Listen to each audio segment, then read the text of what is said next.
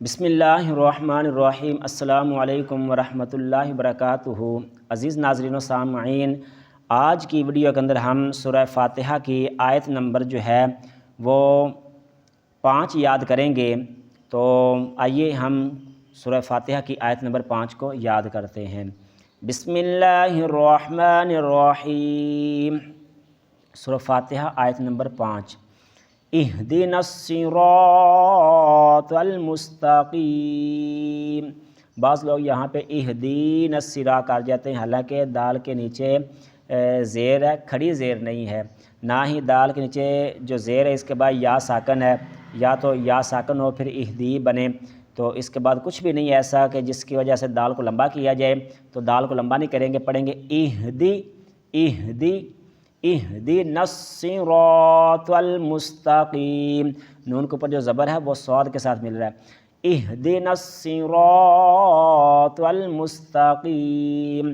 یہ جو آگے صراط کی تو ہے، اس کو تو واضح کرنا ہے، تا واضح نہیں کرنا۔ تو اور تا کے اندر فرق ہے۔ اہدنا الصراط اس طرح کرنا ہے۔ آگے مستقیم، جو مستقیم کی تا ہے اس کو تا پڑھیں گے، اس کو تو نہیں پڑھیں گے۔ اہدی اس طرح۔ اہدنا الصراط اور یہ جو را ہے اس کو موٹا پڑھا جائے گا۔ اہدنا الصراط المستقیم، اس کو مستا نہیں پڑھا جائے گا کیونکہ یہ تا ہے۔ مستقیم، اہدنا الصراط المستقیم۔ ایک بار پھر سن لیں۔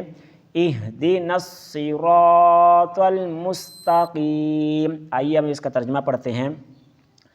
ہم کو سیدھا راستہ پر چلا۔ اہدنا الصراط المستقیم، ہم کو سیدھا راستہ پر چلا۔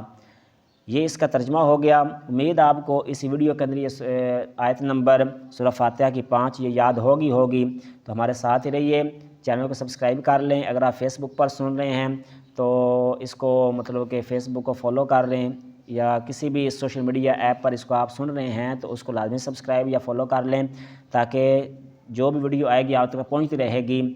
تو اس وجہ سے یہ دین کا سلسلہ ہے، تو ہو سکتا ہے کہ ایک ویڈیو سننے سے آپ کی غلطی دور ہو جائے، اس کا ثواب مجھے بھی ملے گا اور آپ کو بھی ملے گا، اور آپ کی بھی آخرت سنور جائے گی اور میری بھی سنور جائے گی۔